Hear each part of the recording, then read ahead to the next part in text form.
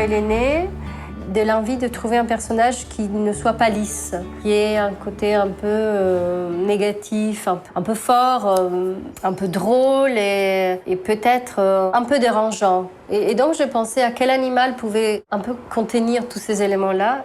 Et c'est là que j'ai pensé à la chauve-souris, qui n'est pas du tout un animal que j'aime en réalité. Au contraire, j'ai plutôt la phobie vraiment des chauves-souris. Mais je trouvais que ce côté grandes oreilles, grandes ailes et puis tête un peu de petit cochon pouvait être sympathique et drôle et un peu nouveau aussi. Il faut dire qu'elle a eu plusieurs passages d'identité, Pascaline. Elle était au début très, très grande et puis elle a beaucoup changé. Moi, je fais énormément de recherches. Là, dans mes cahiers, on peut souvent voir tous les passages qui font partie de mes créations. J'ai des cartons entiers de différentes recherches de Pascaline où elle a énormément changé jusqu'à ce que je la trouve.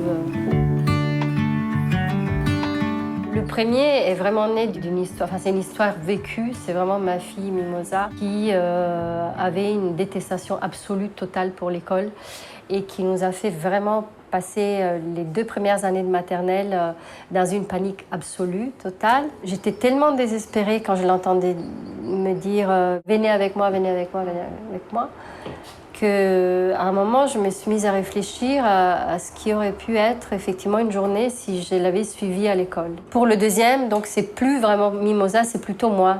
Et Orsetta, donc dans la dédicace, on lit à Orsetta qui veut toujours tout, tout, tout. C'était le surnom que je m'étais donné moi petite. En fait, c'est un peu comme si je le dédicaçais à cette petite fille que j'étais et qui était vraiment assoiffée de tout posséder, de tout avoir. Ma mère d'ailleurs me disait que je faisais la goutte qui creusait la roche. Et parce que j'arrivais à obtenir tout, grosso modo, plus ou moins tout ce que je voulais vraiment beaucoup. Alors pour l'instant, il n'y a pas du tout d'autres projets parce que je suis quelqu'un qui travaille vraiment à l'envie. Et là, je sors tout juste du top du top. Donc je suis encore complètement là-dedans. Je n'ai pas réussi à retrouver... Et puis, il faut dire une chose, j'ai rarement fait des séries. Et là, c'est la première fois, vraiment. Je me consacre à un être qui va évoluer avec mon écriture et mon dessin. J'arrive à quelque chose qui m'est inconnu et comme toute chose inconnue, après un certain nombre d'années dans le métier, c'est fascinant. Donc, je ne sais pas où elle va aller, qu'est-ce qui va se passer. Je dirais que le top du top, ce n'est vraiment plus du tout des objets, mais ce sont vraiment des moments. Alors, je me disais que voilà, les tops des moments qu'on peut vivre, je ne sais pas, c'est dormir au soleil. Et puis, le vrai top du top du top du top, c'est rire.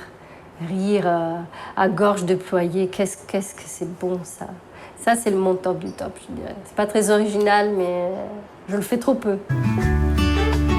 Alors, il y a une base d'aquarelle et après, c'est du pastel, du crayon. Il y a de la graphite et il y a des pastels gras parfois. Et c'est ces crayons fluo qui apparaissent souvent au milieu de mes outils parce que voilà, j'aime bien cette pointe de lumière qui arrive au milieu de la forêt noire. Au début, en fait, on avait toutes les deux un peu envie de travailler ensemble. C'était un peu une chose qui nous est venue comme ça, mutuellement. Mais j'aime beaucoup travailler avec elle pour une vraie raison, c'est-à-dire qu'elle est vraiment capable, je trouve, de pointer exactement là où il y a le problème. Je suis déjà assez exigeante de mon côté, mais avec Anaïs Vaugelade, j'ai l'impression que voilà, on va ciseler vraiment la moindre chose. Même la position d'une main peut nous poser un problème et je vais refaire un dessin ou une partie du dessin parce que cette main-là ne fonctionne pas. Et moi, c'est tout à fait ce qui m'intéresse dans ce travail. C'est un exercice que j'aime beaucoup, en fait, d'avoir un regard d'auteur aussi, d'illustratrice sur mon travail. Toujours comparer l'album pour enfants au court-métrage, c'est-à-dire une narration qui est courte, qui est succincte, mais pas simpliste. Ouais. Et c'est pas parce qu'elle est justement faite de peu de mots qu'elle doit être banale ou bête, au contraire.